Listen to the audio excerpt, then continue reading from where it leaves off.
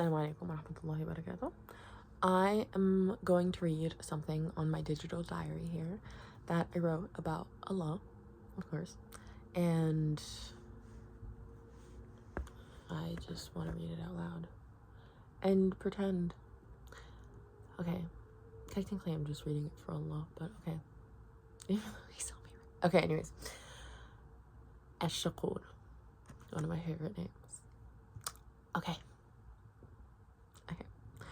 The most appreciative. When do you tell someone you appreciate something? When they do something you didn't ask them to do. When they go out of their way and make a gesture and you appreciated the effort, or you appreciate it in a shocked, tearful way, or you simply appreciate, like, thank you so much, I really appreciated that. That's us as humans.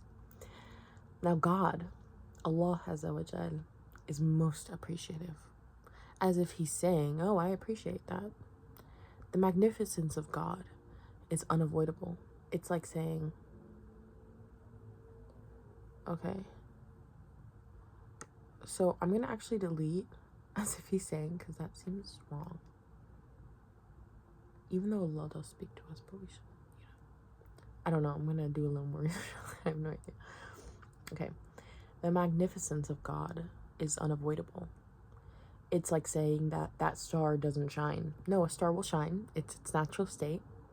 That when he writes a book, it's not just an author, it's the creator of the rubric of how a human race should live their entire lives. That when he creates a sky, it's filled with many lights and colors and suns and moons and universes on top of universes. So the magnificence of God is his book, his creation, his planets, his universe. Obviously, it'd be magnificent. His universe, his human race, and every species in between. That is what happens when a magnificent God would simply create something made out of gas and light.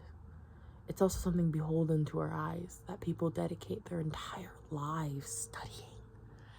That a human created a contraption simply to get a closer look. That it's a natural activity to sit and lay and just stare at his creation. So yeah, his magnificence is literally unavoidable because his existence in and of itself brings about magnificence. And his action, a whole other story. You can't avoid a star's shine. It's just what it does. I'm using a star to give perspective, of course. That is one of the many creations of Allah himself. And in our minds, we create an entitlement because we're so surrounded by his creation that it seems like we owe him something. That Allah is forcing us or punishing us otherwise, when we don't realize it's just because our souls are restless from witnessing all creations, attributes of his magnificence, and we don't worship him.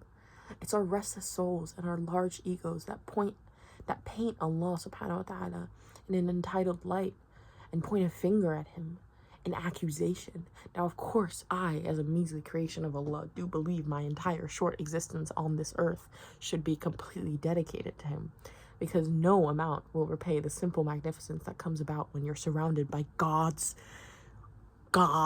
creation. But the God of the universe, the creator and giver of our every breath, is most appreciative.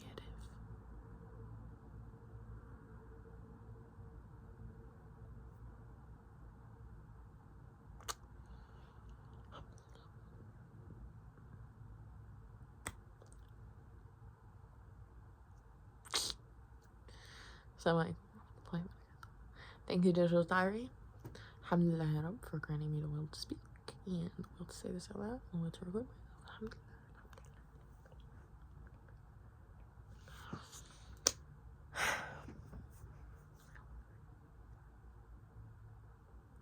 Anyway, that was a fun little thing. And now I will share some dots. Oh no. Oh, either on my. I will share some dots that I love and that I've learned from either the Prophet sallallahu alaihi wasallam, Aisha radiallahu anha, or it's possibly a Quranic dot. Because I do find that when I'm doing research, things pop up where I feel like Allah is giving me like a quiet little elevation of information, and it feels like a little secret that he gave me, even though thousands and millions of people probably already read it. But you know, magnificence of Allah's words, you know, it feels like you're reading it for the first time and you're the only one who's ever seen it, you know. When Allah speaks to you, it feels, I don't know, otherworldly, even though you're on this earth. Imagine that. Anyways, I'm rambling. Let me give you some du'as. Okay, so the essential protection, wash away rust. Let's do the wash away rust before build up. So Aisha radiallahu anha would say this before, like, she'd get ahead of the rust, you know what I mean? She'd say it before her heart had the opportunity to even have that fog. Okay, Prophet sallallahu alaihi wasallam taught her this. Allahumma اغسل خطاياي بالماء والثلج والبرد ونقي قلبي من الخطايا كما نقيت الثوب الأبيض من الدنس. O Allah, wash away my sins with water, snow, and hail, and polish my heart from sins, as a white garment is cleansed from filth. Sahih Bukhari 6368.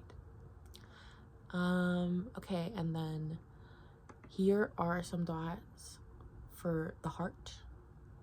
Simply the heart. Subhanallah wa bihamdihi, Subhanallah al-Azim, glory be to Allah, and His is the praise, glory be to Allah, the Supreme. La hawla wa la quwwata illa billah, there is no change and no power except with Allah. And istighfar, Aisha radiallahu anha narrated that the Prophet sallallahu alaihi wasallam said, sometimes I perceive a cloud over my heart and I seek forgiveness from Allah 100 times a day. So, yeah. Qalb literally means to turn. So, Ya muqallib al-qulub, thabbit qalbi ala dinik. Prophet Muhammad sallallahu alaihi wasallam, Aisha radiallahu anha reported that he sallallahu alaihi wasallam would say that often. So, yeah. We're human, we get fogs. You know what I'm saying? I mean, obviously, don't compare. I'm not comparing myself to the Prophet sallallahu alaihi wasallam. But, you know, we're humans. So, supplications to keep me calm. The Prophet ﷺ taught her the nose stroking prayer, which is the anger cooler. That's what it's called. On here, I don't know if that's what it's officially called. Allahumma اغفر لي ذنبي وأعذب غيدع قلبي وأجرني من مضلة الفتن. Now Allah gets what I'm saying, but you might not, so you probably should search it out. But it means, oh Allah, forgive my sin, remove the anger from my heart, and protect me from the trials that mislead. Ameen. Okay, I'm going to stop now. And Assalamu alaikum.